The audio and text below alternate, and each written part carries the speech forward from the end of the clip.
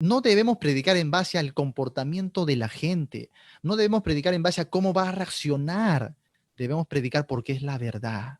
Y Dios nos ha mandado al mundo a predicar la verdad, no lo que la gente quiere escuchar, ¿sí? Entonces, si tu iglesia, la mitad, se va a ir al mundo porque usted enseña la verdad de Dios, que se vayan. ¿Por qué? Porque eso está diciéndole a usted con quién sí puede trabajar, quién sí va a rendir fruto en el reino de Cristo, quiénes son los verdaderos de Dios.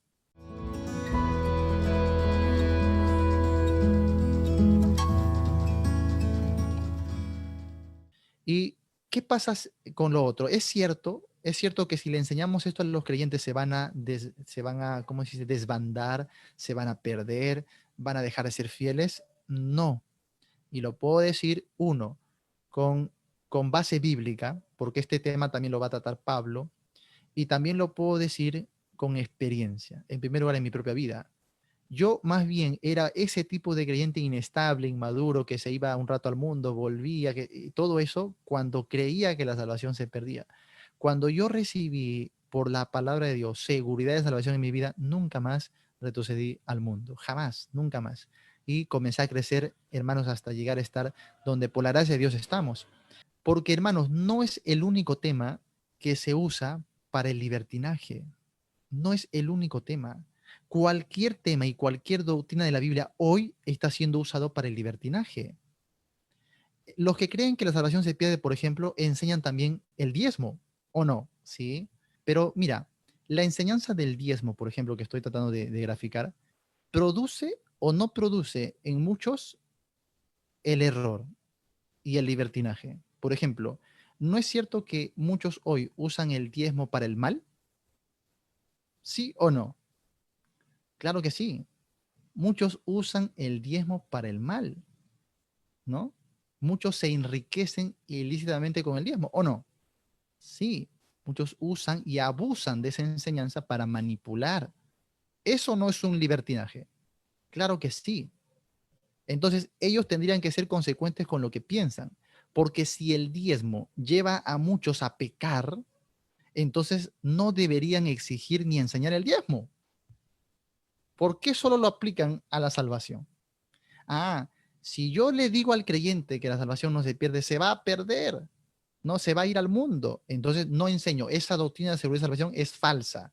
¿Por qué no hace usted lo mismo con el diezmo? Si el diezmo también lleva a muchos a pecar. Sí me dejo entender la analogía, ¿no? Si el diezmo también arrastra a muchos hacia el error, entonces ¿por qué usted también lo enseña? ¿Y por qué le dice que tiene que diezmar cuando muchos cometen grandes pecados por ese tema del diezmo o usan el diezmo para eso? ¿Te das cuenta, hermano? Si repasamos bien, cualquier, hermanos, cualquier enseñanza de la Biblia es tergiversada hacia el mal. Por ejemplo, el amor de Dios. ¿Es una enseñanza bíblica o no? Sí. Ahora, no es cierto que muchos viven en libertinaje porque dicen, yo creo en un Dios de amor y el Dios de amor jamás me lanzaría a mí a un infierno eterno. ¿O no es así?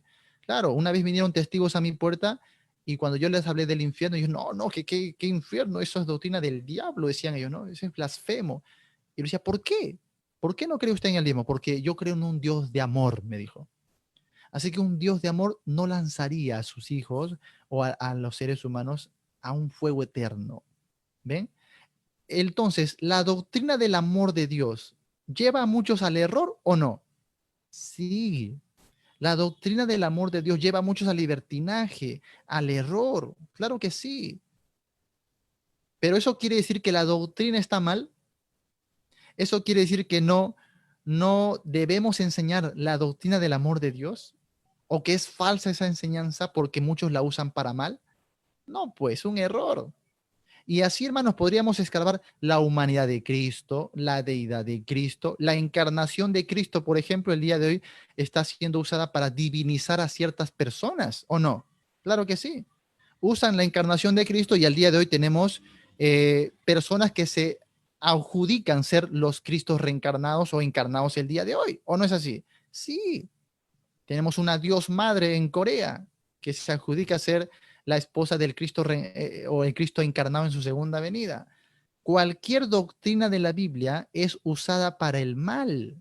Por esto que Pedro en segunda de Pedro que dice, Los inconstantes e indoctos tuercen las escrituras para su propia perdición. ¿Se puede torcer las escrituras? Sí, la tuercen.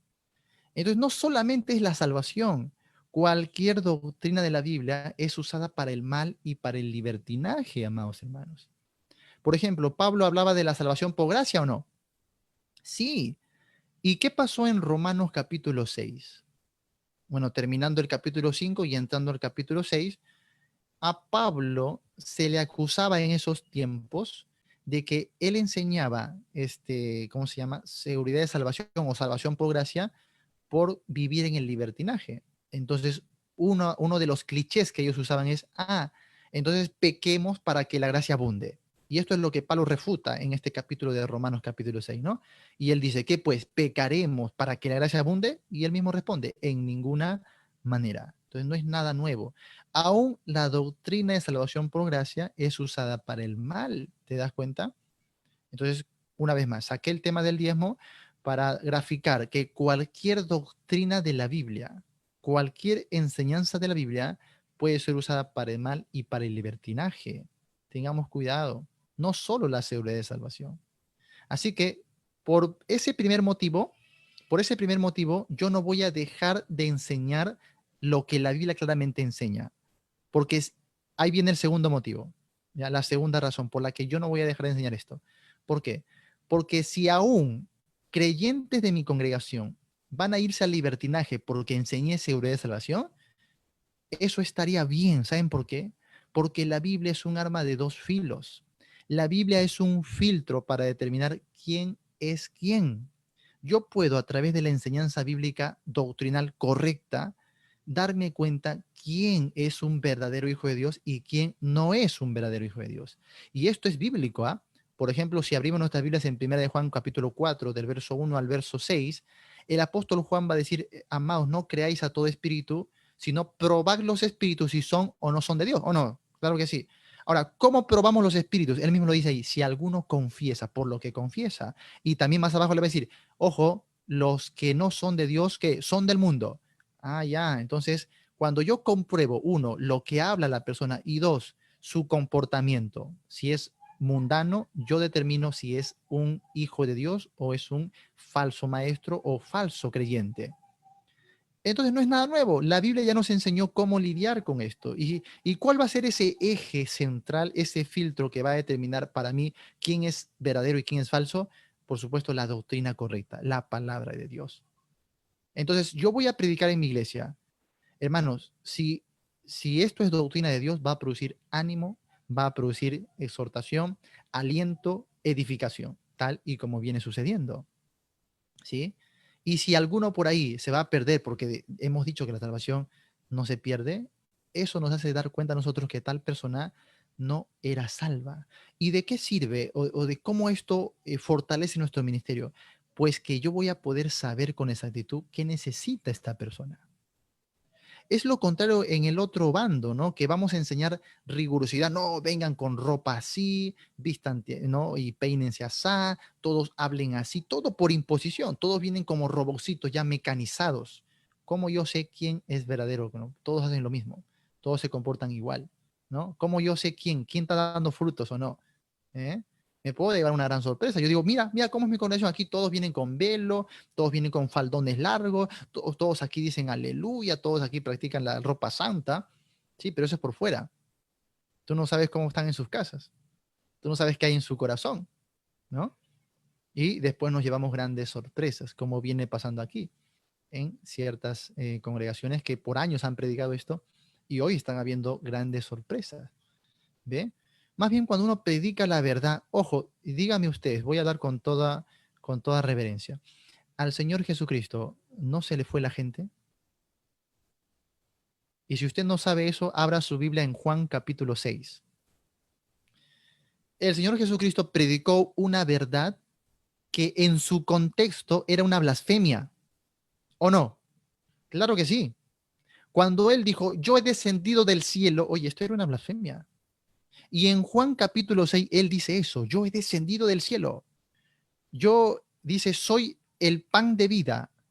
y yo doy vida al mundo. Esto era blasfemo para el público al que él estaba enseñando, para los judíos. Y encima les dice, si no comen mi carne y no beben mi sangre, no van a poder entrar al reino de los... Dios mío, yo me imagino a los judíos, ojo que le está hablando a sus seguidores, ahí no le está diciendo a los falsos maestros. Lee el contexto.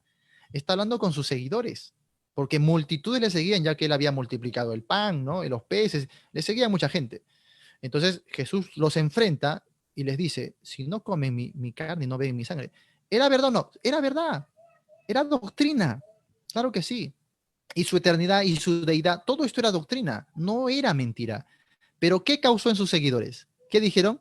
Dura es esta palabra. ¿Quién la puede oír? Y dice, desde ahí se fueron para atrás y no volvieron más. Ahora díganme ustedes, la reacción de Jesús fue, oye, se están yendo. No, ya no voy a enseñar esto. ¿Así fue? Ahora me voy a callar porque se están yendo cientos y cientos. Me están dejando, me están abandonando. Ahora, entonces, prohibido enseñar estas cosas. ¿Así dijo el Señor? No. El Señor volteó a los 12 y le dijo, ¿ustedes también quieren irse? Como si uno dijera, las puertas están abiertas, por si acaso. Y yo me imagino a los 12 perplejos ahí, y Pedro, que recibe ahí en ese momento la dirección del Señor y dice, ¿a quién iremos? Solo tú tienes palabras de vida eterna. Qué hermoso, ¿no? Jesús no cambia su doctrina, Jesús no negocia la palabra de Dios.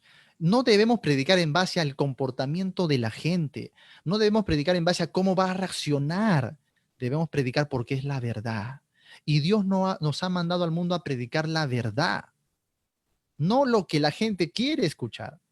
¿Sí? Entonces, si tu iglesia, la mitad, se va a ir al mundo porque usted enseña la verdad de Dios, que se vayan. ¿Por qué? Porque eso está diciéndole a usted con quién sí puede trabajar, quién sí va a rendir fruto en el reino de Cristo, quiénes son los verdaderos de Dios.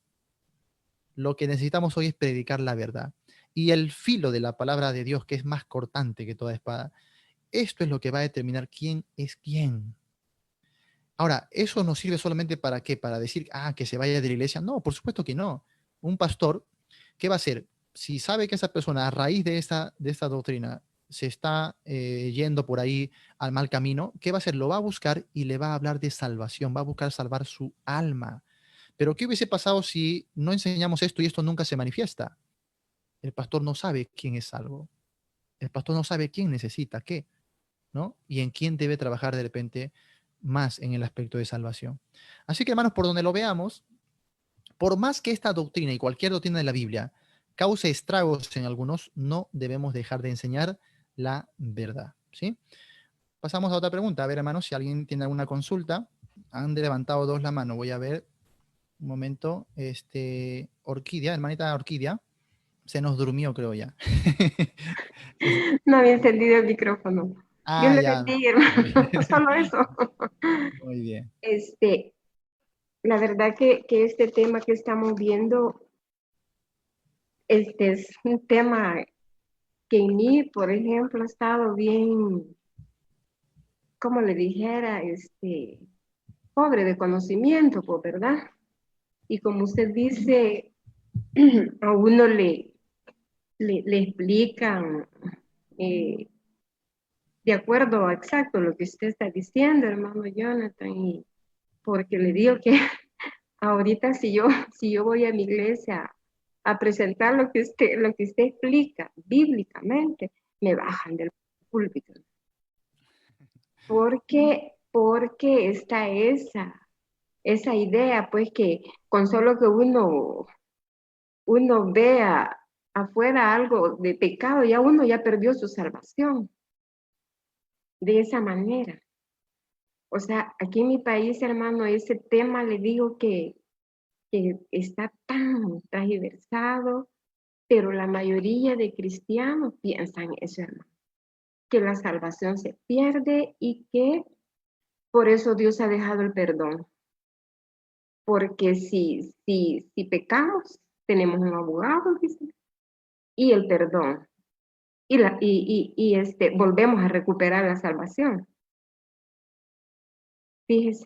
Entonces mi pregunta era, hermano Jonathan, vaya, como decía el hermano José, Y con esos hermanos, esas personas, hermano Jonathan, que dejan, vuelven así, ¿qué sucede, hermano Jonathan? Dios le bendiga, hermano. Gracias, hermana. Gracias por su consulta. ¿Qué hay con aquellos que son la mayoría que creen que se pierde por cualquier pecado?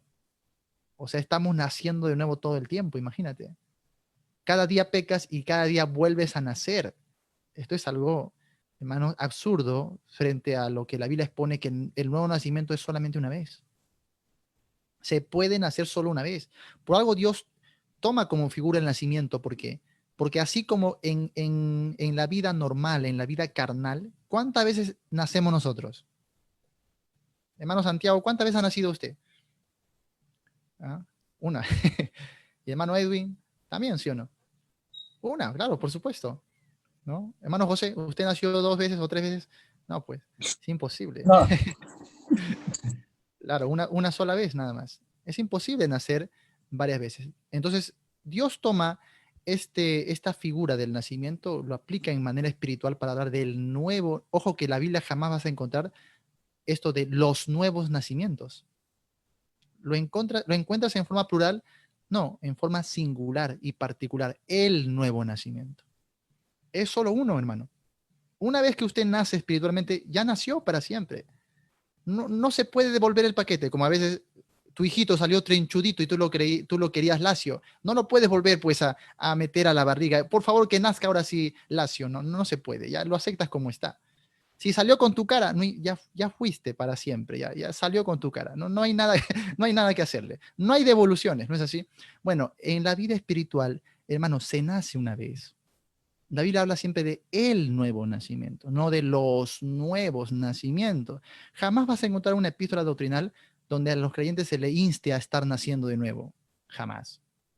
Entonces, el nuevo nacimiento es solo una vez. Ahora, entonces, por ejemplo, la justificación, que es la declaración legal y formal de Dios de que pase al culpable como justo.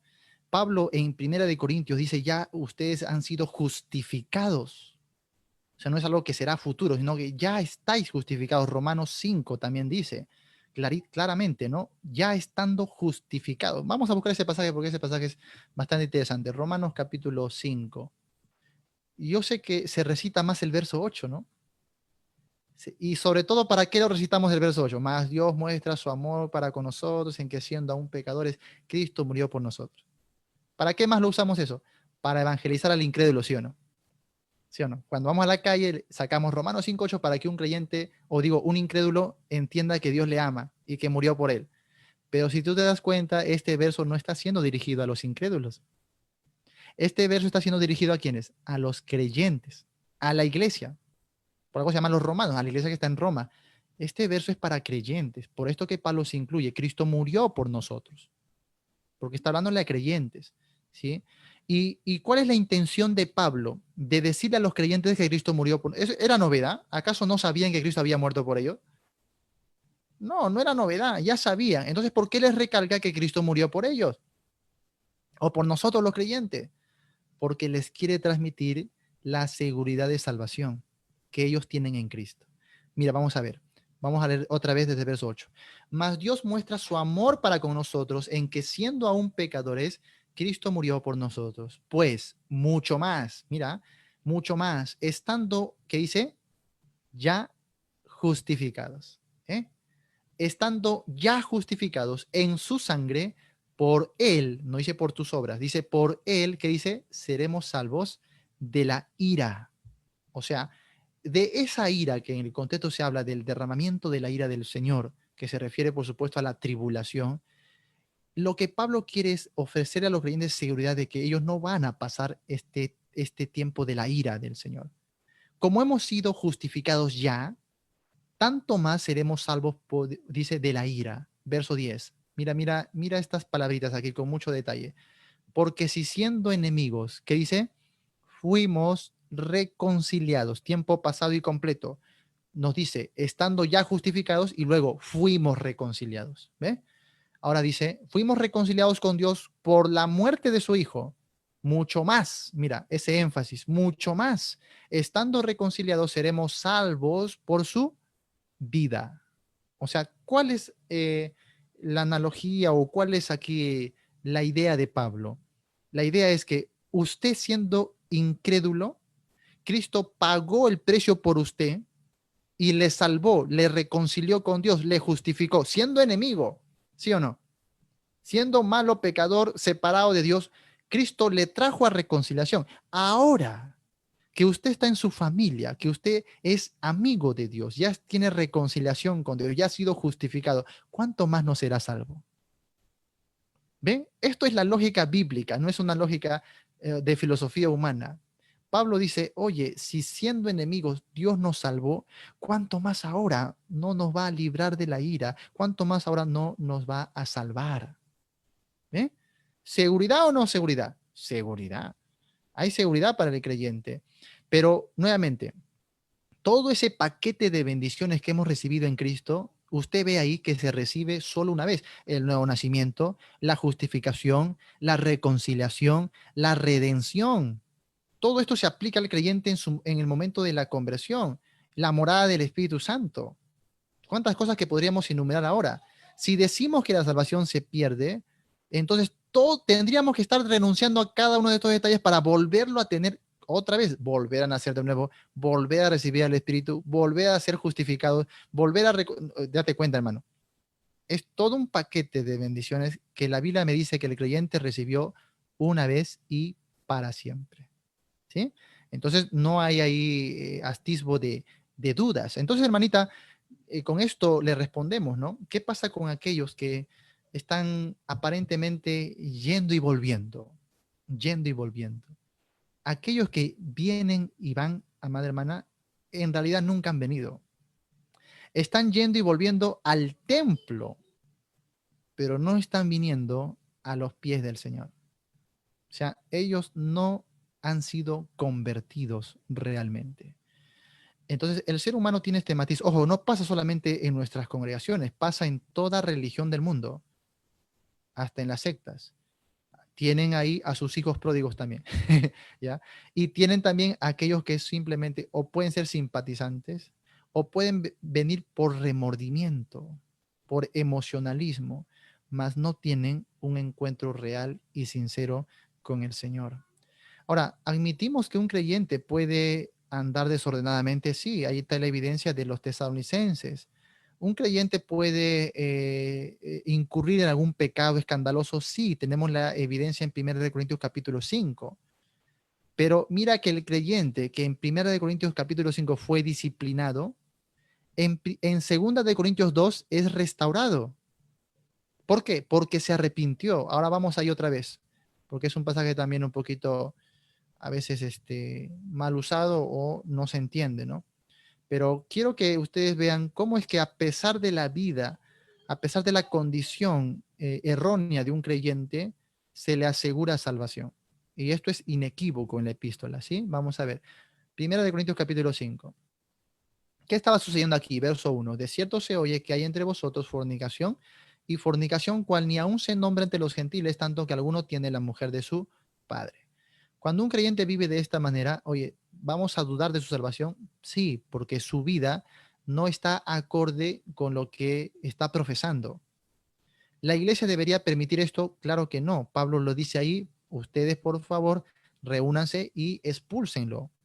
Cuando dice entregarlo a Satanás, se refiere a expulsarlo de la comunión, sencillamente, a echarlo fuera, ¿no? Muy bien. Ahora dice el verso 5, ¿no? Ahí dice, el tal sea entregado a Satanás para destrucción de la carne. Ahora, esto no podría ser literal, o sea, no es que de verdad se le esté llevando a los brazos de Satanás, porque Satanás no colabora con los creyentes, por supuesto. Tampoco podría ser que le están lanzando al infierno, porque ni Satanás siquiera está ahora en el infierno, ¿no? Satanás está suelto en los aires, no está en el infierno. Bueno, lo digo porque hay enseñanzas que se tejen así. Acá ves, se le está enviando al infierno. No, no. Ni Satanás está en el infierno, así que no, no podría ser el infierno, ¿no? Pero sí es lo siguiente, dice, para destrucción de la carne. Esto quiere decir para que reciba una disciplina, un castigo.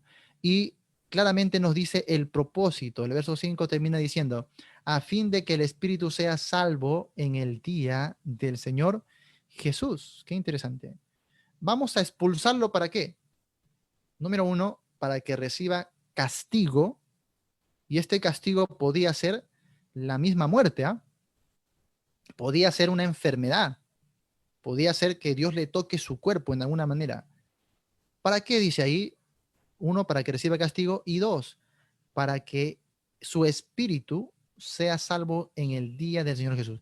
Quiere decir que si este creyente era muerto por el castigo que estaba recibiendo, ¿a dónde iría su espíritu? Lo dice el texto, no lo tenemos que inventar.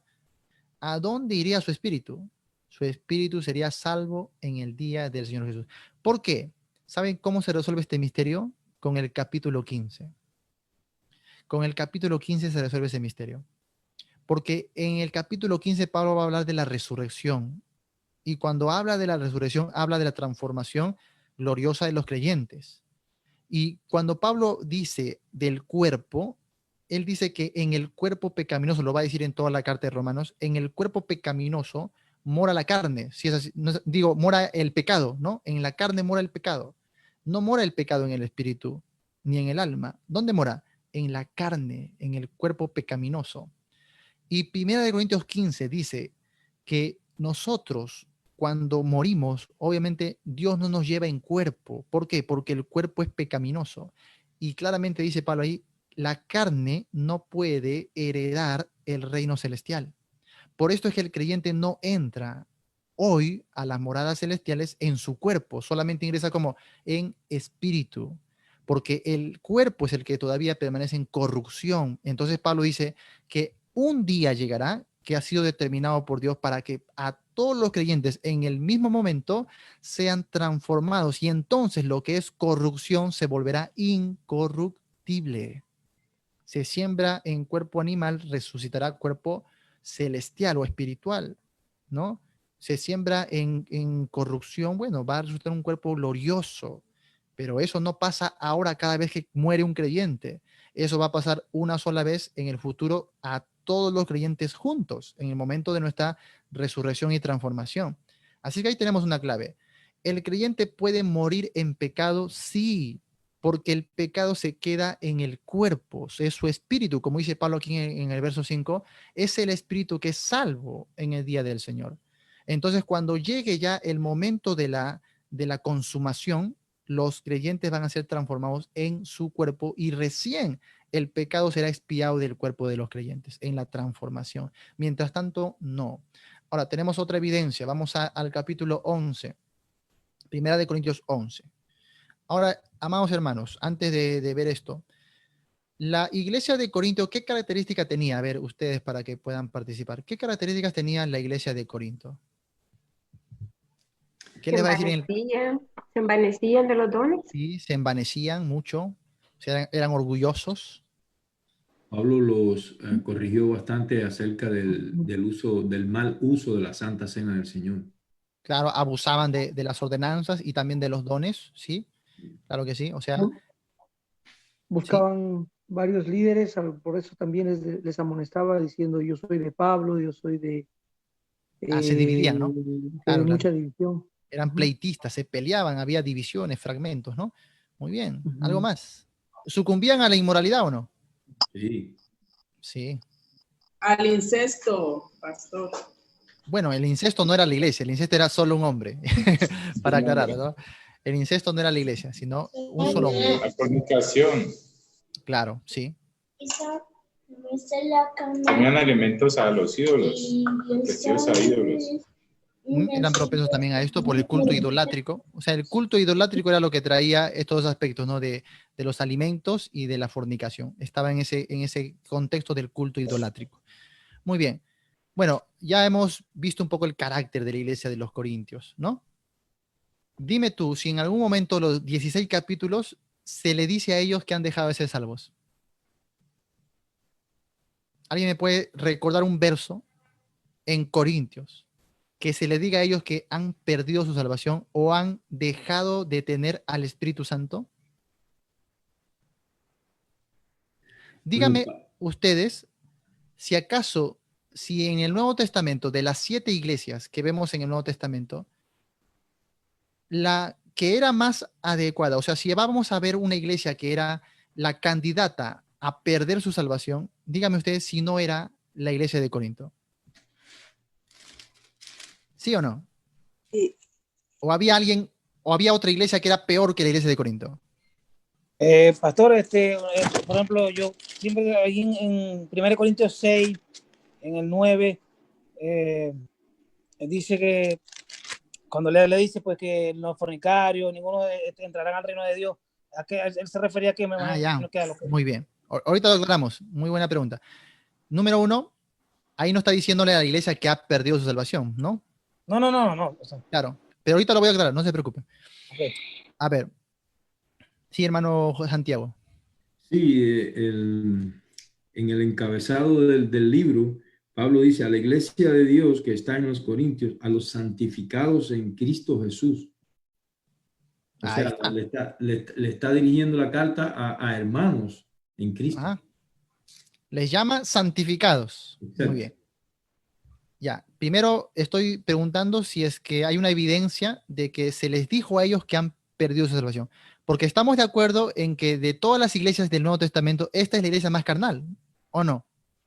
Sí. O algunos me dicen, no, pastor, yo he encontrado otra iglesia peor que ellos. ¿Alguien me puede decir? No, es la más carnal. O sea que si habría una iglesia o creyentes que son los candidatos a perder su salvación, serían ellos, definitivamente. Claro que sí, definitivamente. Serían los corintios. Si los corintios existiesen el día de hoy, la iglesia que hoy profesa que la salvación se pierde, diría que ellos no son salvos, ¿o no? Claro que sí. Miraría a los corintios y diría, estos corintios no son salvos para nada. Esto es lo que el día de hoy se hace. Por pecados menores que los que estamos viendo en Corinto. Ahora, la segunda pregunta es, no hemos visto ninguna evidencia de que se le haya dicho que perdieron su salvación. Pero por el contrario, sí vamos a encontrar muchas evidencias de que a pesar de su condición, no han perdido su salvación. Ya el hermano Santiago mencionó uno. En los primeros versos se les llamó a los santificados. Es más, antes de eso, ¿qué le dice? A la iglesia. ¿Son iglesia o no? Son iglesia. Y si son iglesia, son el cuerpo de Cristo. Claro que sí. Entonces, no dejaron de ser el cuerpo de Cristo. ¿Te das cuenta? No dejaron de ser iglesia, sino Pablo hubiera dicho, les escribo a los ex creyentes, ¿no? O a los que eran parte de la iglesia. O les escribo simplemente a las personas de Corintio que alguna vez estuvieron con nosotros. No. Él le dice a la iglesia de Dios y ahí dice a los santificados en Cristo Jesús. Muy bien, otras evidencias, a ver, ustedes. Otras evidencias en Corinto de que no habían perdido su salvación.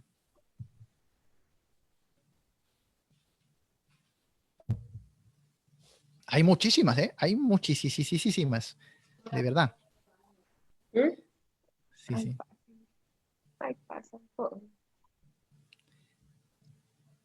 A ver.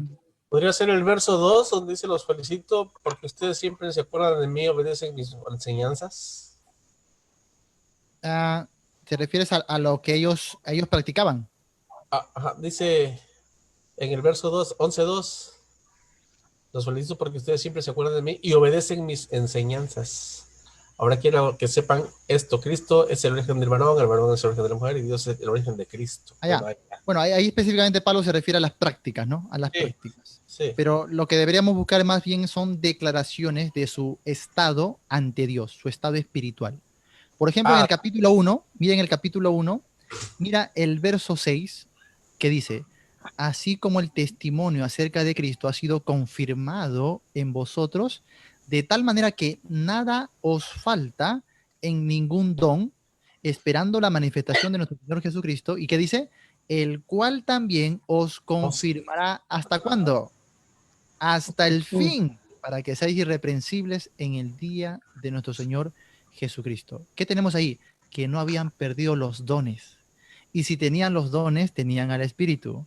Y si tenían al Espíritu, ¿qué dijo Romanos 8? Son de Dios. Son salvos. Tenían los dones y tenían la confirmación de Cristo. Y encima dice, Él los va a confirmar hasta el fin. Dime tú si esto no es declaración de que ellos son creyentes, de que son herederos, de que son salvos. Por supuesto que sí. Ahora, no yendo tan lejos, ahí nomás capítulo 1, vamos a ver aquí en el verso 30 y... A ver, 30. ¿Qué dice el verso 30? A ver, léalo un hermano.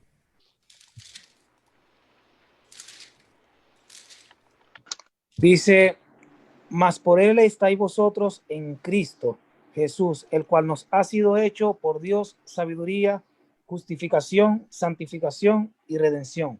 Wow. ¿Qué les dice? Más por él estuvisteis, le dice. Estaban. En Cristo.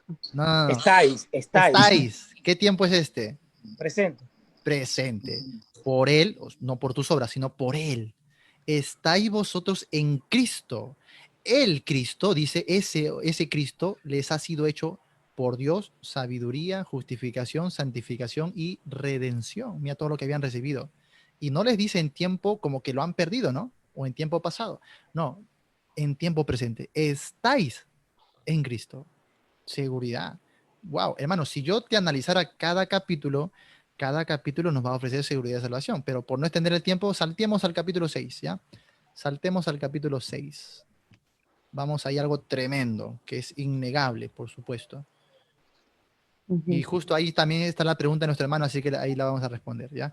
A ver, capítulo 6, primero vamos al verso, vamos acá, verso 19 y 20. A ver, léanlo.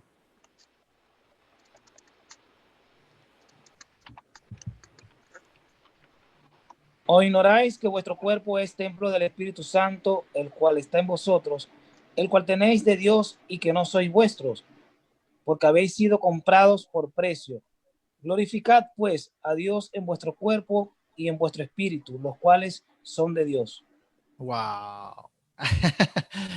Mira, te das cuenta la diferencia en que cuando algunos enseñan la inseguridad de salvación con ejemplos, con juegos lógicos, ¿no? Con apariencias, a cuando yo o nosotros podemos sacar textos en donde literalmente se asegura las cosas de forma tan clara. Mira, ¿qué dice el verso 19? Vuestro cuerpo es tiempo presente, no le dice era. Nuestro cuerpo es templo del Espíritu Santo y encima añade, el cual está en, mira, no dice el cual estuvo o estaba, no, el cual está en vosotros. ¿Qué quiere decir esto en sencillas palabras? Seguridad. Salvación. Que tenían al Espíritu. Espíritu morando ¿dónde? En su cuerpo. En sus cuerpos, claro, es fácil de entender, ¿no? Tenían en ese momento, en tiempo presente, al Espíritu morando en sus cuerpos. Y por esto él les dice el verso 20, porque habéis sido, número, comprados, redimidos por precio. Ahora, glorificad pues a Dios en vuestro cuerpo y en vuestro espíritu, y añade, los cuales son, ¿de quiénes? ¿De ellos? Somos de Dios, somos de Dios. Son de Dios. Entonces, ¿los corintios eran de quién? De Dios. De Dios, claro, lo dice de Dios. Es más, mira cómo termina el verso 19. Dice, hablando del templo, dice, vuestro cuerpo es templo del Espíritu Santo, el cual está en vosotros, el cual tenéis de Dios, o sea, Dios se lo dio, y también dice, y que no sois vuestros. Quiero que leas con atención esa frase, que no sois vuestros, porque no dice, y que no es vuestro.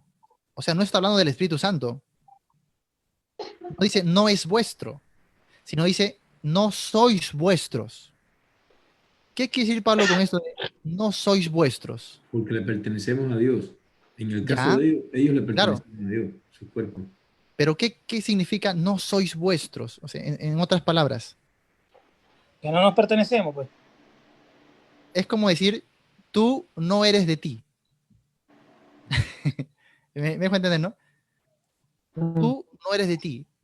Es como que tú no eres el dueño de ti mismo. Exacto. ¿Has escuchado que a veces decimos, oye, este es mi cuerpo? No, si tú eres creyente, no es tu cuerpo. Eso es lo que Pablo está diciendo. Claro. Estamos prestados. Claro, por eso añade el verso 20, ustedes ya han sido comprados y así que glorifiquen a Dios en vuestro cuerpo y espíritu, los cuales son de Dios. Qué interesante, ¿no? O sea, antes de decirle que sus cuerpos eran de Dios, les dice, no sois vuestros. Ustedes no se pertenecen a vosotros mismos. Wow, qué fina descripción del apóstol, ¿no? Dime tú si no hay seguridad aquí. De a pesar de ver la condición de los corintios, se le asegura, son iglesia, son santificados, han sido justificados, han recibido, como dice aquí, la morada del Espíritu Santo, le pertenecen a Dios, son de Cristo. ¿Cuántas veces? Mira, ahí ya hemos encontrado 10. ¿Cuántas crees que vas a encontrar si examinas los 16 capítulos? De principio a fin, hermano. Yo me he tomado el trabajo de hacer eso, por ese caso, por eso hago esto. Porque yo he revisado verso por verso todos los 16 capítulos, hermanos, y ni una sola vez se le dice que ellos han dejado de ser el templo del Espíritu Santo. Lo seguían siendo. Esto es la seguridad de los creyentes. Por esto que cuando había un caso de disciplina, porque este caso ya era muy escandaloso a vista del mundo, se le dice, échenlo fuera, para que su espíritu sea salvo en el día del Señor Jesús, ¿no? ¿Y qué pasa en el capítulo 2 de su segunda carta? Le dice, otra vez, vuelvan a traerlo, restáurenle y confirmen el amor para con él. ¿Por qué? Porque se había arrepentido. ¿Qué pasa en un verdadero creyente cuando es llevado a la disciplina con Dios? Se arrepiente. Se arrepiente. Así que la disciplina era necesaria ahí para verificar si era o no era creyente. Si no era creyente, se iba a perder en el mundo. Si es creyente, iba a volver. Y volvió. Así que tenemos esos casos. Bueno, les dije que abran en el capítulo 11 también, que hay una declaración ahí. No te preocupes, ahorita volvemos ahí, hermano, para tu pregunta, ¿ya? 1 Corintios 11, vamos a la parte casi final, hablando de la cena del Señor. Era un tema muy grave, ¿no? Era un tema muy grave. Era una casi blasfemia, atentar contra la cena del Señor, ¿no? Y eso estaban haciendo ellos, estaban bebiendo o tomando la cena del Señor indignamente, haciendo desorden, pecando, emborrachándose, imagínense, ¿no? Sí, hermanito. No, estoy escuchando. No, hermano José, tu micrófono tienes que prender, hermano. Que le iba a preguntar que si era literal que ellos se emborrachaban, pues, o sea, bebían hasta emborracharse. Claro, sí. Por si acaso, para los que dudan, lo que dice ahí Pablo, el beber indignamente, ¿qué es esto de beber indignamente? Es que en el momento pleno de la cena, ojo, en el momento pleno de la cena, ellos pecaban. ¿Cómo pecaban? Emborrachándose, englutiéndose la comida, cuando había otros que morían de hambre, o sea, no tenían amor por su prójimo, se peleaban, se dividían en el mismo momento de la cena del Señor. Eso es beberla indignamente. No se refiere, porque algunos malentienden esto, de repente un hermano ahí por el día miércoles pecó, el día domingo tiene miedo de participar en la cena del Señor porque ha pecado. No se refiere a eso. No, ay, me confieso, algunos se persinan todavía. Me confieso porque si bebo indignamente, Dios mío, acá voy a perecer. No, hermano. El beber indignamente era en el mismo momento de la cena hacerlo escandalosamente. ¿Sí? Sí, hermano. Pastor, pero para ellos los judíos, ellos es una costumbre que podían beber cierta cantidad de vino o qué sé yo, pues, y ellos abusaban, pues. Claro. Es que lo que están haciendo ahí en la cena del Señor es comiendo. No es como nosotros que hoy en día, cuando hacemos la cena del Señor, apenas sacamos un vasito así chiquitito, ¿no?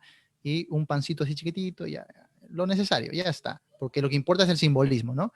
Pero en ese tiempo no. En ese tiempo, antes de beber el vino y el pan, se daban un banquetón, ¿no? Traían su fiambre, traían la carne asada, ¿no? Entonces se daban un banquete ahí, tomaban vino, comían como era su cultura, pero por supuesto ellos se iban más a lo carnal y se iban a la gula, a la borrachera. Imagínate, ¿tú te imaginas esto en nuestras congregaciones hoy, en plena cena que estemos haciendo esto? Era un desorden pero total. Y se faltaba el respeto a lo que simbolizaba la cena del Señor. Esto era beberla indignamente.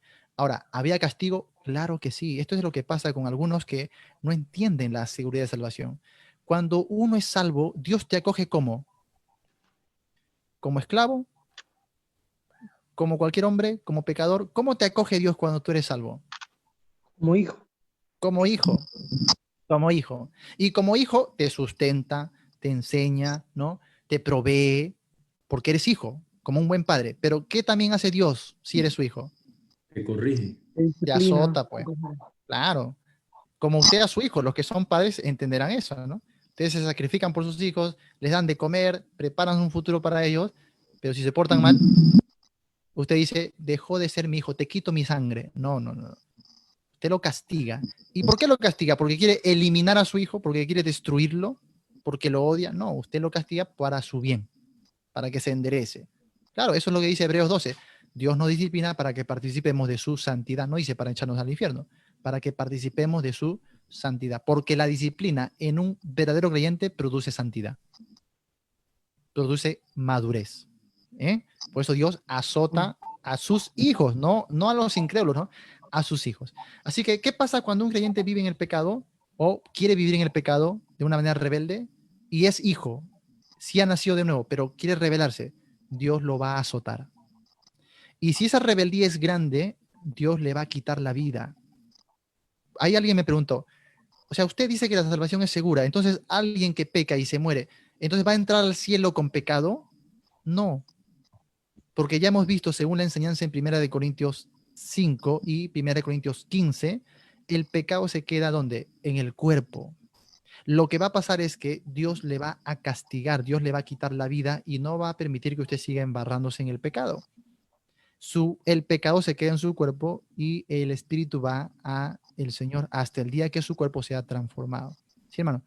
Pastor, disculpe, aprovechando que usted está hablando de la salvación y eso, usted sabe que quería preguntarle, por ejemplo, un hermano, pues, un hermano o un pastor se llega y se suicida, ¿esa persona es salva? ¿Qué pasa con esa persona? Ah, muy bien. Bueno, en este caso no tenemos información bíblica. No tengo ningún verso que hable del que se suicida, ¿no? En la Biblia recuerdo solo un justo o un santo de Dios que se suicidó, que es Sansón, ¿no? Es el único caso que vemos que se suicida en la Biblia. Y nadie cree que Sansón está en el infierno, ¿no? Hebreos 11, Sansón es colocado frente a los héroes de la fe, ¿no? Entonces, no creemos que por suicidarse Sansón se ha muerto. Más allá de eso, no tenemos revelación bíblica. Ahora, lo que yo sí creo, a la luz de lo que la Biblia enseña, es que un verdadero creyente no se suicidaría. El Espíritu está morando en él y el Espíritu le lleva a las cosas de Dios, el Espíritu le convence, le redarguye, le guía, y yo no creo que el Espíritu le deje suicidarse. Hablo como un creyente que yo he sufrido mucho ¿cómo se llama?, de depresión, muy crónica, y muchas veces estaba al borde del suicidio. Dios jamás me dejó suicidarme, jamás. Entonces, yo creo, por la experiencia y por lo que la Biblia enseña, que un verdadero creyente no se va a suicidar. ¿Sí? Le preguntaba por qué no, porque he escuchado a un predicador pues, que decía pues, o sea, que si una persona siendo cristiana se suicidaba, que cuál se salvaba. Pues por eso yo o sea, no, sabes que son preguntas que confunden, pues pueden confundir a alguien. Sí, definitivamente. Esas son exageraciones, pues. Y esas son exageraciones que no se pueden permitir, ¿no? Porque la Biblia no dice jamás eso. Yo no puedo decir algo que la Biblia no dice. Y esto es lo malo. Este mismo, creo que yo sé a quién te refieres, ha dicho lo mismo en cuanto a la marca de la bestia, ¿no? Si alguien es salvo y se pone la marca de la bestia, sigue siendo salvo. qué interesante. Pero ¿por qué ellos hacen eso? Porque ellos llevan la doctrina a un extremo. O sea, ellos creen que la salvación no se pierde, ojo. ¿Por qué? Porque el autor es calvinista. El que dice eso es calvinista. Y el calvinista no cree que uno es salvo por la fe en Cristo. El calvinista cree que uno es salvo por la elección arbitraria y predeterminada de Dios. O sea, que el calvinista descansa la salvación en una soberanía o una elección soberana. De manera que si eres elegido, no hay nada en el mundo que pueda quitarte tu salvación. Eso es un extremo en la teología que nosotros no estamos enseñando. Nosotros estamos enseñando la seguridad de salvación en Cristo. De modo que alguien que está en Cristo, le dice la Biblia, nueva criatura es, ¿no? Aquel que cree en Cristo es salvo. La Biblia lo dice categóricamente. Bueno, eso creemos. Disculpe, ¿y usted puede hacer una explicación más adelante, no sé, de eso de la predestinación? Pues porque hay mucha confusión también. Claro. Sí, justo un hermano me lo eso, solicitó. Será para otra conversación. Vamos a dar un poquito más de detalle de la predestinación. Pero terminando la idea, no podemos ir a estas exageraciones, ¿no? Que si uno se suicida, es salvo y va a seguir siendo salvo, que si te pones la marca de la bestia, no importa, ya eres elegido, eres salvo. Esto, hermanos, es un extremismo que no podemos permitirnos. La Biblia no enseña. La Biblia es textual. Aquel que se ponga la marca de la bestia será lanzado al lago de fuego. Esto es textual, ¿sí? Entonces, otro, del suicidio, claro, la Biblia no dice textualmente algo del suicidio, pero sí todos los principios que nos arroja la Biblia nos hace pensar que un verdadero creyente no se podría suicidar jamás. Entonces, alguien que se ha suicidado, difícilmente puedo yo asegurar que ha sido un creyente. Muy difícil. Ah, muy bien, ¿alguien más quería comentar? Hermano Jonathan, quería que Sí. me aclarara, por favor, si la cena del Señor es lo mismo que se menciona en Hechos 2:42 de el partimiento del pan. Es lo mismo, hermano. Hechos 2:42. Sí, sí, sí, sí. Bueno, nuevamente, no podríamos asegurarlo porque se está usando ahí otra terminología y bien que puede aplicarse a la cena del Señor, porque en la cena del Señor se...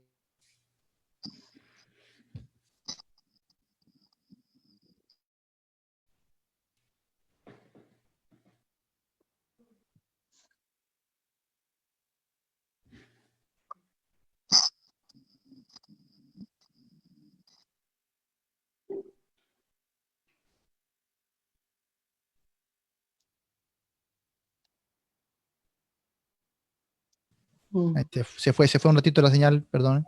Y bueno, entonces no podría asegurarle que sí es o no. Podría ser que sí, podría ser que no, ¿no? Ya creo que cada uno puede tener una perspectiva personal de eso. Bueno, para terminar la idea, antes, hermanos, estamos en 1 Corintios 11 y vamos a ver aquí el verso, ahí está, verso 28. Miren que siempre descansa la responsabilidad sobre uno mismo, el autoexamen. Y dice ahí el verso 28, por tanto, pruébese cada uno a sí mismo. ¿Te das cuenta? No dice, pruebe el uno al otro, a su compañero o al hermano, o júzguelo. No, cada uno pruébese a sí mismo y coma así del pan y beba de la copa.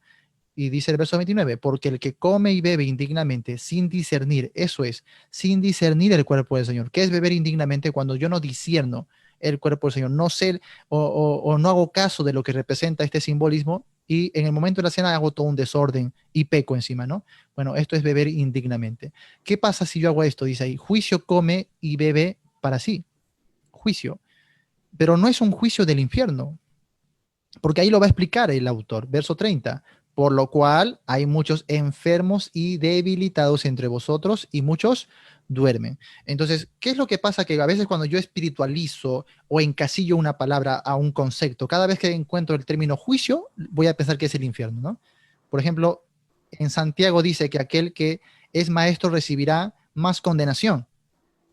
Y si yo, como algunos dicen, ahí dice condenación, así que cuidado que si tú eres maestro vas a recibir más condenación en el infierno. No, pues hermano, ¿qué estoy haciendo? Estoy encasillando la palabra a un solo concepto, porque la palabra condenación en la Biblia tiene múltiples acepciones. A veces es la opinión pública, ¿no? A veces es la reputación, a veces es la misma condenación legal a sentencia a muerte, o a veces también puede ser la condenación espiritual o la condenación eterna. Entonces, no siempre la tengo que entender igual. En el Santiago, cuando dice recibiréis mayor condenación, ¿a qué se refiere? A la opinión pública, pues.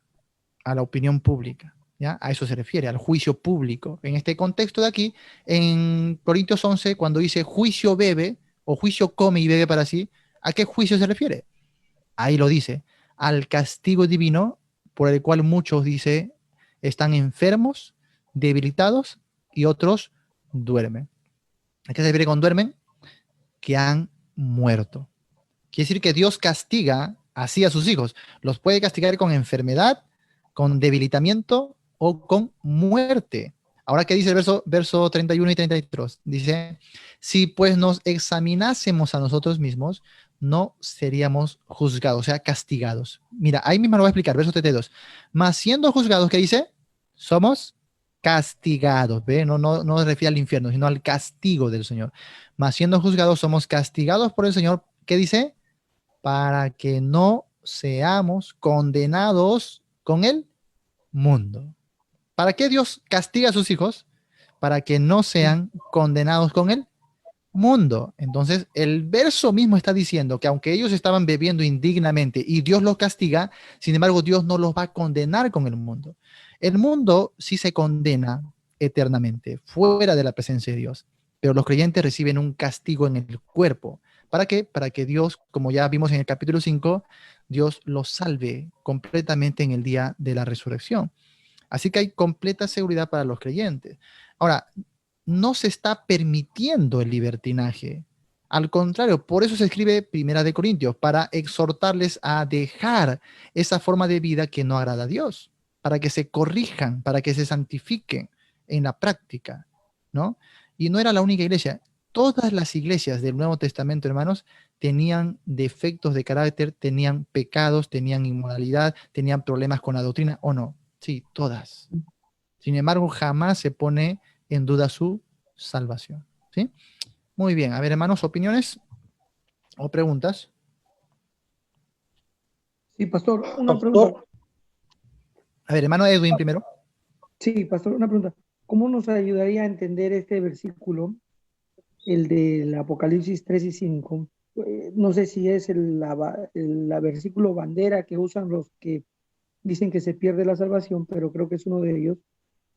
La que está en Apocalipsis 3:5, que dice: el que venciere será vestido de vestiduras blancas, y no borraré su nombre del libro de la vida, y confesaré su nombre delante de mi Padre y delante de sus ángeles. Muy bien. Gracias, hermano. Tengo ahí dos preguntas entonces, ¿ya? Voy primero, antes de salir de Corintios, voy con la pregunta primero de nuestro hermano en 1 Corintios 6, ¿sí? 1 Corintios 6, para no olvidarnos, ¿ya? Bueno, leímos el verso, creo que fue el verso, a ver, claro, el verso 9 y el verso 10, ¿no es así? Correcto. Donde dice, no sabéis, otra vez ahí, a ver, no sabéis que los injustos no heredarán el reino de Dios. Ojo que está en pregunta, no está en declaración, sino está en pregunta, ¿no es así? Muy bien. Así que dice Pablo, ¿no sabéis que los injustos no heredarán el reino de Dios? No erréis, ni los fornicarios, ni los idólatras, ni los adúlteros, ni los afeminados, ni los que se echan con varones, ni los ladrones, ni los avaros, ni los borrachos, ni los maldicientes, ni los estafadores heredarán otra vez el reino de Dios. Ojo, que ya por el contexto hemos visto que los creyentes ya son herederos, pero está hablando aquí de alguien o de algunos que no van a heredar el reino de Dios. Bueno, parece decir este verso, los creyentes que si viven de esa manera no lo van a heredar, ¿o no? Claro, si haces una leída a simple vista, parece sugerir eso. Es más, por mucho tiempo yo también consideraba que eso está diciendo el verso. Pero basta con leer el verso siguiente para determinar que no está diciendo eso. Verso 11 que dice, y esto erais, ¿en qué tiempo? Pasado. Muy bien. Erais algunos, más, ¿qué dice ahora? Ya habéis sido lavados. Número 1. ¿Qué más? Ya habéis sido santificados. 2. Ya habéis sido justificados. 3. En el nombre del Señor Jesús y por el Espíritu de nuestro Dios. Así que la declaración del verso 9 y 10 es cierta, sí es cierta, pero no se aplica a la iglesia. Se aplica a los pecadores, a los impíos, a los incrédulos, porque el mismo verso 11 lo está separando. Esto erais algunos. Mas ya habéis, tiempo presente, ya habéis sido lavados, santificados y justificados. Sencillo, ¿no? Ahora, ¿pero por qué Pablo dijo eso en el verso 9? Porque miremos el contexto, amados hermanos, ¿ya? El contexto siempre nos va a salvar de todo esto. Vamos al verso 1. Verso 1 dice, ¿osa alguno de vosotros, cuando tiene algo contra otro, ir a juicio delante de los injustos? Subraya esa palabrita, injustos, ¿ya? Ir a juicio delante de los injustos y no delante de los santos. ¿O no sabéis? Otra pregunta, mira, ¿o no sabéis que los santos han de juzgar al mundo? Pregunta, ¿no? Y si el mundo ha de ser juzgado por vosotros, ¿sois indignos de juzgar cosas muy pequeñas? ¿O no sabéis que hemos de juzgar a los ángeles? ¿Cuánto más las cosas de esta vida? Bueno, contexto. ¿Qué hay en el contexto? Se estaban peleando. Los creyentes se iban a pelear delante de ¿quiénes? De los incrédulos. ¿Cómo es esto? Se iban a los tribunales griegos, a los tribunales de los incrédulos, para presentar su queja el uno contra el otro, y que los jueces impíos deliberen sobre ellos. Ese era el problema. Hermano contra hermano, mira, vamos a ver. Verso 5. Para avergonzaros lo digo, pues que no hay entre vosotros sabio ni aun uno que pueda juzgar entre sus hermanos, sino que el hermano con el hermano pleitea en juicio, y esto ante los incrédulos. Bueno, este es el panorama. Los hermanos, los creyentes estaban peleando delante de los incrédulos, del tribunal incrédulo impío, pagano. Verso 7. Así que, por cierto, es ya una falta en vosotros que tengáis pleitos entre vosotros mismos. ¿Por qué no sufrís mejor el agravio? ¿Por qué no sufrís más bien el ser defraudados? O sea, ¿cuál es el detalle ahí? En vez de irse a dar mal testimonio delante de los incrédulos, ¿por qué mejor entre ustedes no arreglan las cosas? ¿Por qué no eligen a un sabio entre vosotros? O por último, sufran el agravio, pues. Si el hermano te ofendió, ya, pues perdónalo y sobrellévalo, ¿no? Si el hermano te debe algo, ya, pues perdónale la deuda. Sufrir el agravio. Pero verso 8, ¿qué dice? Pero vosotros cometéis el agravio y defraudáis, y esto a los hermanos. ¿No sabéis que los injustos no heredarán el reino de Dios? O sea, ¿qué le está diciendo? En simples palabras, ¿cómo ustedes se van a ir a pelear delante de los injustos? Ojo, verso 9, ¿cómo empieza? ¿No sabéis que los injustos? ¿Y qué decía el verso 1? ¿Qué decía el verso 1? ¿Os alguno de vosotros cuando tiene algo contra otro ir a juicio delante de los injustos? ¿Ah? O sea, ¿cuál es el detalle aquí? Que Pablo les dice, oye, ¿cómo van a ir a pelearse delante de los injustos, delante de los incrédulos, los impíos, ¿sí? Si ellos no van a heredar el reino de Dios? O sea, ellos, ¿qué tienen que ver con las cosas del reino de Dios? Ellos no tienen nada que ver con nosotros. Nosotros éramos parte de ellos. Ellos solamente van a juzgar cosas de esta vida, ¿sí? De aspecto terrenal, de una forma mundanal. Pero para que haya juicio entre creyentes tiene que haber un creyente que entienda las cosas espirituales, que entienda las cosas del reino de Dios. Así que, por favor, ¿acaso no saben que los injustos no heredarán el reino de Dios? ¿Sí entendemos ahora por el contexto? ¿No? Se entiende fácil. Verso 11 ya lo aclara perfectamente, ¿no? Esto erais algunos, mas ya habéis sido lavados y santificados y justificados. Entonces no se le dice a los creyentes que van a perder su salvación. Al contrario, se les está confirmando su salvación, que ya son parte del reino de Dios y que por eso no deberían ir al tribunal injusto de los hombres, ¿no? Muy bien. Bueno, ahora pasamos a la siguiente pregunta, Apocalipsis capítulo 3. Apocalipsis capítulo 3, verso 5, ¿no, hermano? Sí, 3:5, correcto. Claro. Sí, pastor. El que venciere será vestido de vestiduras blancas y no borraré su nombre del libro de la vida. Ahora, recuerda, amado hermano, que cada vez que se termina de hablar a una iglesia, en la parte de la firma, siempre se le está dando una exhortación general a la iglesia y este llamado a oír lo que el Espíritu dice a las iglesias, ¿no? Entonces, esto es parte de, como decir, de esta parte final de la carta, es como la despedida, ¿no? Y ahí va a decir, el que venciere será vestido de vestiduras blancas. Ojo, ¿quiénes serán vestidos de vestiduras blancas? En la Biblia tenemos algunos grupos. Uno de estos grupos con vestiduras blancas serán los creyentes, ¿no? Los creyentes, los hijos de Dios, los que forman parte de la iglesia. Pero ¿a raíz de qué son vestidos de vestiduras blancas? Uno tiene que preguntarse eso. ¿A raíz de qué uno es vestido de vestiduras blancas? ¿A raíz de mi esfuerzo? Si fuese por el esfuerzo, lo que yo estoy diciendo es que yo soy revestido por Dios a través de mis obras. O sea, si aquí el que venciere es un llamado a las buenas obras, yo estoy diciendo que la Biblia enseña que la salvación es por obras. ¿Mm? Y estoy contradiciendo lo que claramente se está enseñando en tantas epístolas, que la salvación es por gracia sin obras. Así que no podría interpretarlo así. Si el creyente es vestido con vestiduras blancas, obviamente es porque vence, sí. Pero ¿cómo vence? Esto es la pregunta. ¿Cómo es vencedor un creyente? A través de Jesús. Creyendo en Cristo. Vamos a Primera de Juan. Ojo, lo dice el mismo que ha escrito Apocalipsis, ¿ya? Primera de Juan, vamos ahí.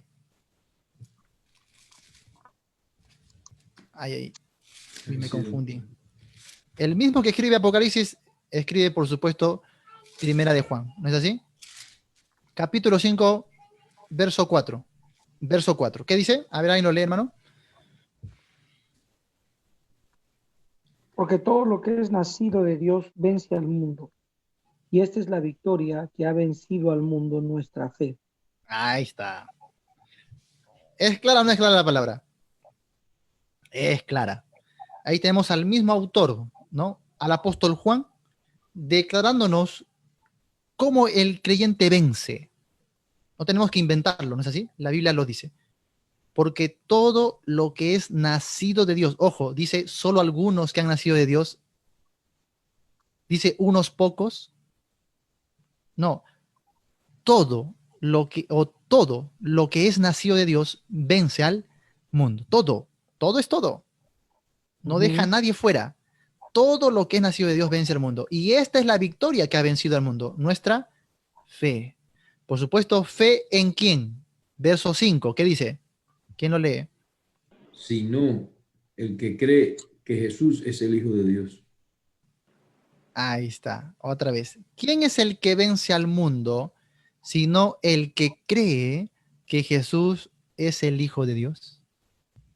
Así que, cuando vamos a Apocalipsis otra vez, volvamos allá, el que venciere, ¿quién es el que vence? ¿Cómo vence el creyente? A través de la fe. ¿Y de la fe en quién? En Cristo Jesús. La Biblia tenemos que armonizarla. Esto es el pensamiento bíblico en cuanto a la victoria del creyente. El creyente jamás puede vencer en sus propias fuerzas. Jamás. Pablo lo va a decir en Romanos capítulo 8, porque somos más que vencedores en Cristo Jesús. ¿Eh? El creyente siempre vence a través de Cristo Jesús. Así que aquel que me diga aquí, el que venciere es aquel que persevera, que obra, que... hermano, no. Estamos contradiciendo lo que claramente la Biblia ha dicho en las epístolas doctrinales. ¿Sí? Así que entendiendo eso, que ya nosotros vencemos por la fe en Cristo, entonces ahí dice, como resultado recibiremos vestiduras blancas y también que la promesa de Dios, no borraré su nombre del libro de la vida. No borraré su nombre del libro de la vida. ¿Dice acaso, hermano, si es que haces esto, borraré tu nombre? Esto es un juego, eso es una falacia también. Cuando nosotros tenemos una afirmación positiva, la falacia es entenderla de manera negativa y que la negativa es más cierta que la positiva. ¿Por qué? Porque aquí la Biblia dice en término positivo, no borraré. Pero ¿cómo lo entienden los que creen que la salvación se pierde? Aquí dice que borrará. ¿O no? Sí, eso es lo que entiende. Y yo me rompo la cabeza y digo, ¿por dónde dice que borrará nuestro nombre?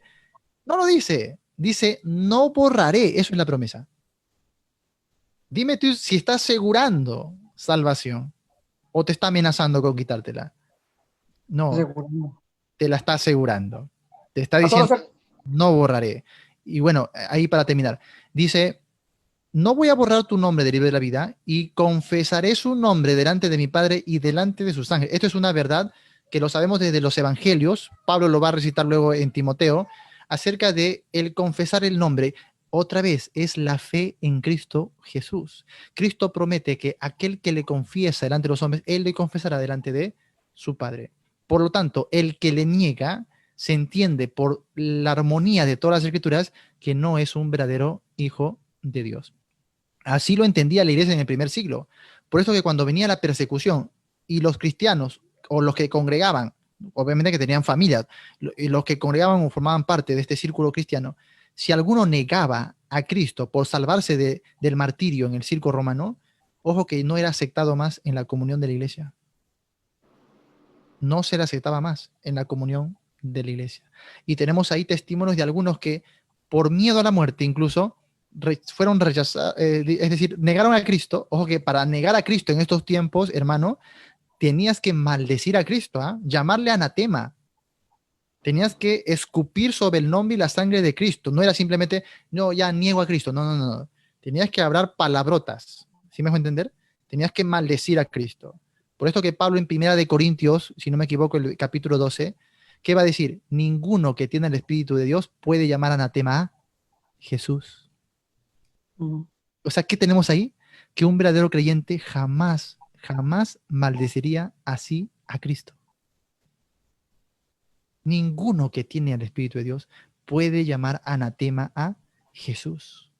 Esto es claro por el clima de persecución que se vivía en la época.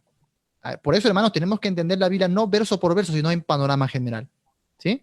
Y bueno, entonces es clara, aquí se está asegurando más bien que los que son de Cristo van a recibir vestiduras blancas, ¿sí? Van a ser sus nombres permanentes en el libro de la vida y van a ser confesados delante de el Padre. No vemos lo contrario, ¿sí? Muy bien. Sí, hermano, creo que iba a dar un comentario. Pastor, yo le voy a preguntar ahí mismo, entonces, cuando dice el que venciere será vestido, o sea, ya, como decir, ya nosotros vencimos en Cristo, ya nosotros tenemos nuestra vestidura blanca, pues ya estamos, como decir, listos, pues. ¿Sí? Se está asegurando para el creyente. Ojo, ya por lo que hemos entendido de las otras epístolas, es aquel que genuinamente ha nacido de Dios, pues. Claro. ¿Mm? Pastor, le puedo hacer una consulta. Sí. Con respecto a la apostasía, ¿el creyente salvo puede vivir o entrar en una apostasía? Muy bien. Bueno, tenemos que definir, porque la apostasía también tiene distintas acepciones en la Biblia. Uno puede llevar una apostasía en el sentido práctico, uno puede llevar una apostasía en el sentido doctrinal, uno puede vivir una apostasía también en sentido escatológico. Por ejemplo, en Tesalonicenses, cuando habla de la apostasía, ojo, no habla de una apostasía en términos general o prácticos, sino dice la apostasía es un evento único en la historia. Por eso que algunos se confunden y dicen, nosotros ya estamos viviendo la apostasía. No, esto se va a vivir en un modo único, especial y a gran escala en el mundo en un determinado momento que solo Dios sabe. Y va a ser muy breve, no va a ser un tiempo larguísimo, ¿no? Porque si ya estuviésemos en el cumplimiento de eso, hermano, ya hubiese venido Cristo, pues. Yo desde hace 20 años atrás vengo escuchando de que ya estamos en la apostasía. 20 años y todavía estamos en la apostasía, no, pues. Eso va a ser un evento fortuito, va a ser rápido, va a ser inminente y va a ser único en la historia, ¿no? Y ahí tenemos la apostasía. Entonces, en ese sentido, un creyente no podría participar ahí. Un creyente no participa en ese tipo de apostasía. Un creyente podría tener apostasía en el término práctico. Yo creo que sí, en el término práctico, entiéndase, ¿no? De repente, un creyente que no ha sido instruido, por ejemplo, ¿no? No ha sido instruido debidamente, no conoce bien la palabra de Dios. Acuérdate que apostatar en sus términos significa como que un abandono de la fe. Este abandono de la fe no es la fe del creer, como algunos suponen, ¿sí? El ser humano no puede renunciar a la fe, no se puede. Uno va a vivir con fe siempre, para siempre. El abandono de la fe se refiere a la verdad expuesta o revelada por Dios. Este conjunto de doctrinas que en Judas, tiene un capítulo nomás, el verso 3, habla de los que hemos recibido o la fe que nos ha sido una vez dada. Esta fe se refiere al conjunto de enseñanza, doctrina. Entonces, un creyente, sinceramente, se arrepintió, alguna vez aceptó a Cristo, pero ¿qué pasa si no recibió buena instrucción? Puede equivocarse en enseñanzas bíblicas, enseñanzas doctrinales, porque hay alguien que enseña mal a propósito, porque quiere engañar, pero hay aquel que enseña mal porque aprendió mal. ¿No es así? ¿Cuántos de los que yo he conversado en estos últimos meses y han recibido nuestra instrucción me han dicho, pastor, yo encima predicaba barbaridades y ahora me doy cuenta de lo que he dicho, ¿no? ¿Qué barbaridades he enseñado? Pero era porque yo lo hacía en ignorancia. Claro, entonces, en ese sentido, podemos vivir un poco distanciados de la enseñanza que es correcta, que es una norma, que es una regla según la Biblia, sí, pero asimismo, el mismo Señor nos va a guiar, nos va a hacer volver, nos va a atraer a la correcta enseñanza en algún determinado momento, como en el caso que yo, por ejemplo, les decía que durante tanto tiempo yo viví creyendo que la salvación se pierde. Ojo, que decir que la salvación se pierde, hermanos, es atentar contra doctrina fundamental. En el mundo solamente hay dos religiones y dos doctrinas. No hay cientos o miles como algunos pretenden hacernos ver. Hay solo dos. La falsa religión que enseña salvación por obras. Esto es la doctrina del enemigo, del diablo. Y la correcta doctrina o la verdadera iglesia, mejor dicho, la verdadera religión, es la que enseña salvación por gracia, por medio de la fe. No hay más. Usted vaya y tú me vas a decir, pastor, pero ahí yo encuentro la religión de los musulmanes, de los católicos, del hinduismo. Sí, pero todas esas religiones en realidad son una sola religión. Examina su fondo el mismo fondo y raíz tienen todas, que es salvación por obras. Luego, examina cada secta del cristianismo que tú puedas recordar, testigos, adventistas, mormones, no sé, israelitas, mesiánicos, todas esas sectas cristianas que usted pueda recordar tienen el mismo fondo, salvación por obras. ¿O no es así? Sí. Todo es, haz esto para que seas salvo. Eso es salvación por obras. Es el engaño del diablo, el engaño del enemigo. Y muchos creyentes han vivido en esta etapa no porque quieren engañar, sino porque no han recibido instrucción, ¿no? O han recibido mala enseñanza, han tenido malos maestros, no los han educado bíblicamente. Entonces viven creyendo que la salvación es por obras. Porque al creer que la salvación se pierde, automáticamente usted está creyendo que la salvación se gana por obras, ¿o no? Claro que sí. Porque si yo la pierdo, es porque yo la puedo ganar, es porque yo la tengo que conservar, es porque yo tengo que vivir de tal manera así para yo ganarme algún día esa salvación. Bueno, esto es salvación por obras. Así que usted no está distante de los católicos o de mormones o de adventistas si usted cree que la salvación se pierde. Porque es lo mismo, tienen la misma raíz. Entonces, creer que la salvación se pierde, hermanos, en cierto sentido es vivir en apostasía. Porque no es la regla que Dios ha marcado en cuanto a la palabra, en cuanto a la doctrina de Cristo. Y ojo que, mira, vamos a Primera de Juan, para que no creas que de repente yo estoy exagerando en este punto. Vamos allá. A Primera de Juan, capítulo 5. ¿Ya? Justo ahí donde creo que lo dejamos. Muy bien. Ahí está. Verso 9. Ojo que hay un testimonio, ¿no? Hay una verdad doctrinal dada por Dios. Dios la da. Esto es la regla. Si yo me salgo de esta regla, me desvío de esta regla, esto es apostatar, esto es apostasía, ¿sí? Entonces vamos a ver lo que dice Juan aquí. Primera de Juan, capítulo 5, verso 9. Si recibimos el testimonio de los hombres, mayor es el testimonio de Dios, porque este es el testimonio con que Dios ha testificado acerca de su Hijo. Ahí está la verdad absoluta, el Hijo.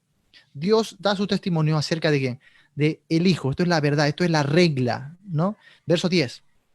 El que cree en el Hijo de Dios tiene que el testimonio en sí mismo.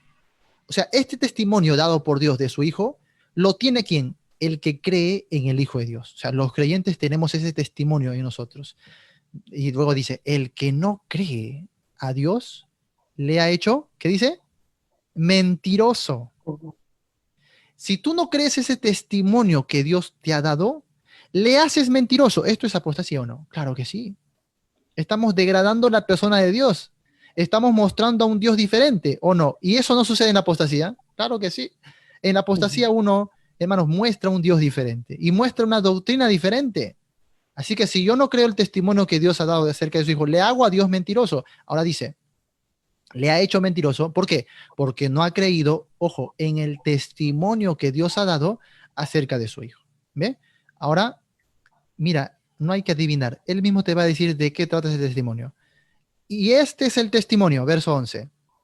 Que Dios nos ha dado, ¿qué? Vida eterna. ¿Cuál es el testimonio que Dios ha testificado acerca de su Hijo? Que Dios nos ha dado vida eterna. Por lo tanto, hermano, si usted cree que la salvación se pierde, usted le hace mentiroso a Dios. Porque el testimonio de Dios es que ya nos dio vida eterna. Y usted dice, no tengo vida eterna. No soy salvo. No, me tengo que ganar. ¿Qué estás haciendo? Ofendiendo el nombre de Dios. Y creyendo que Dios es mentiroso. Porque Dios declara que ya nos dio vida eterna. Y añade, y esta vida está en su Hijo.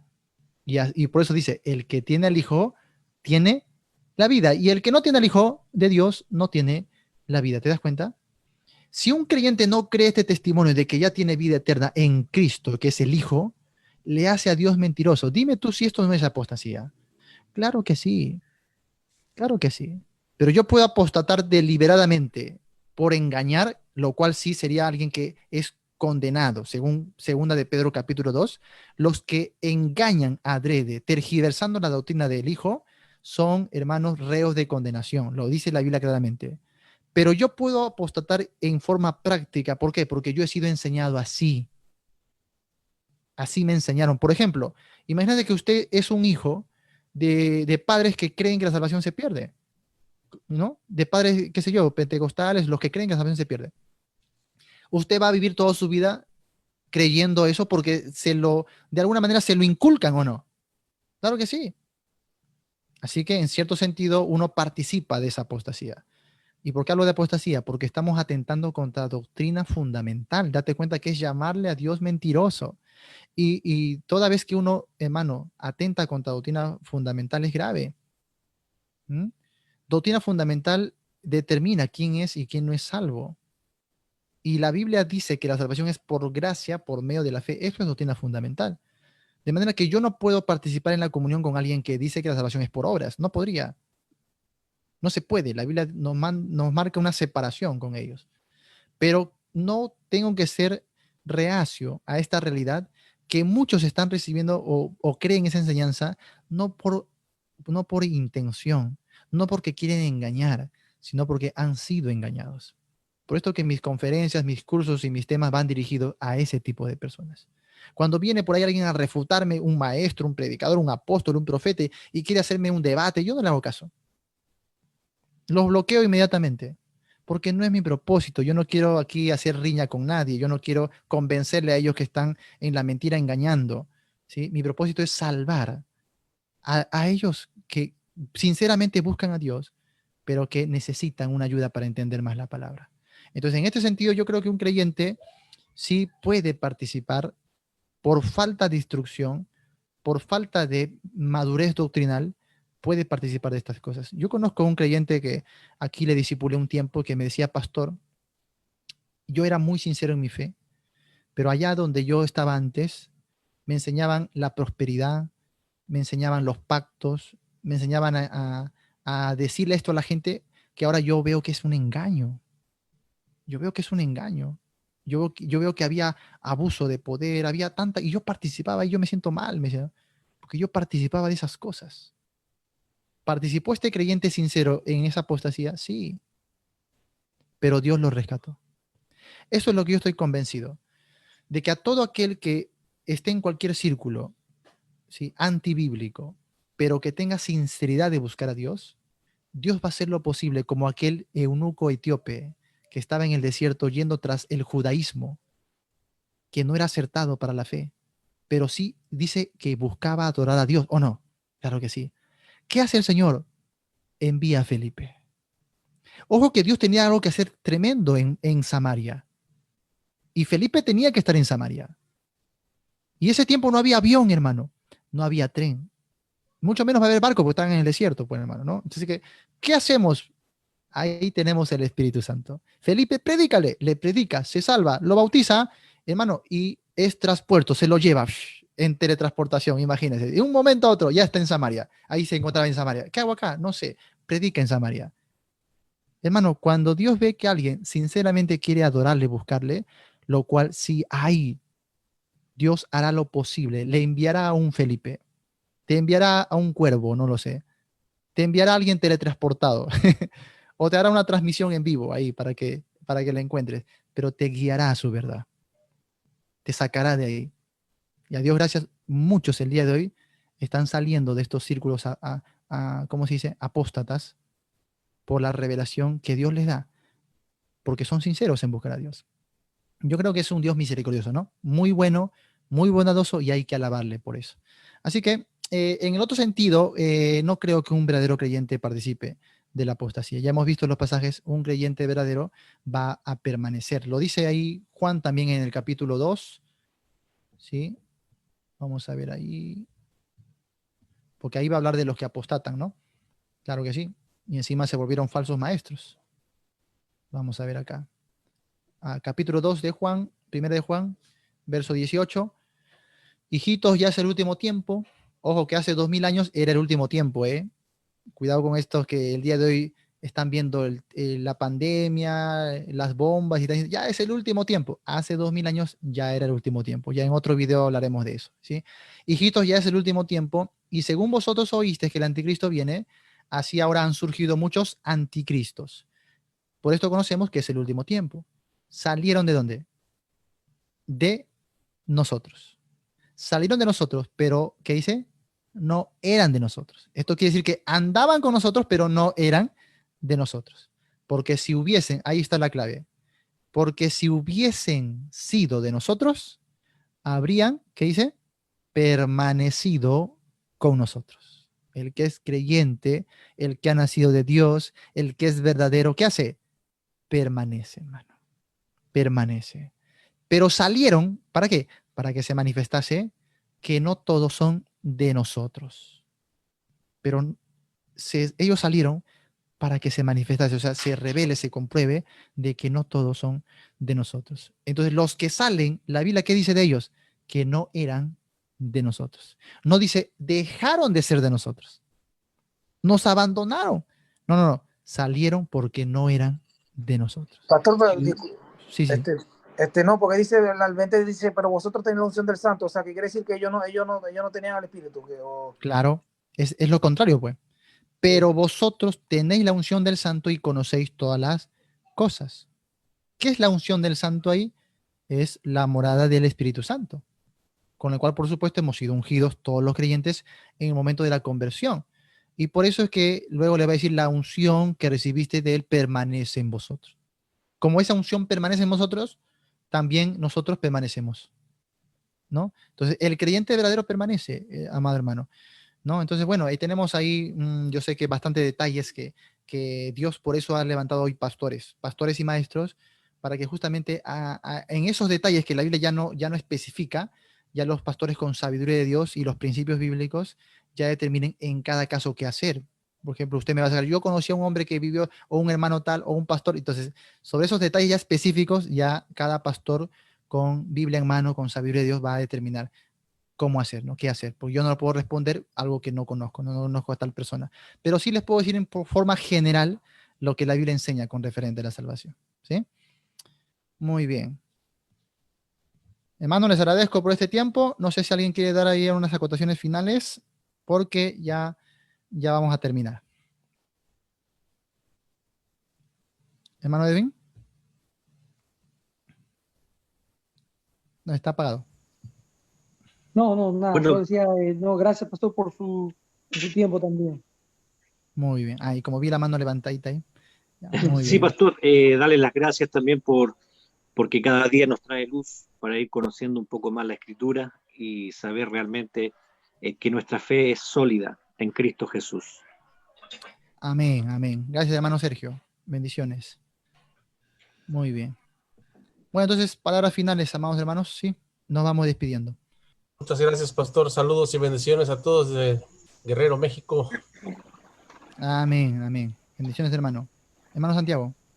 No, que gracias, pastor, por su tiempo, por ayudarnos a entender un poco más la escritura, los temas doctrinales que verdaderamente importan.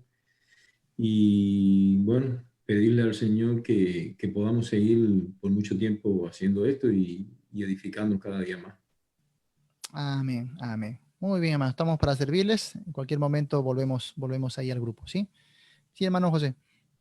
Pastor, no, para que acuérdese de avisar, pero cuando vaya a dar la clase de predestinación y esa explicación, Muy porque bien. son muy buenas. Claro, claro.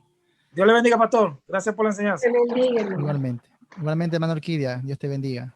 Dios Nos lo vemos, bendiga, hermanos. hermano. Que le bendiga Bendiciones. a todos, hermano. Bendiciones Amén. para todos de Cali, Colombia. Amén, amén. Bendiciones, hermanita, también. Muchas Saludos. gracias. Sí, por eso le digo que el tema de la seguridad de salvación es bastante amplio. No podríamos tocarlo en una sola reunión, así que ya volveremos a sacar también otras partes para seguir hablando de este tema que yo estoy seguro que hay todavía muchas preguntas, muchas dudas, ¿no?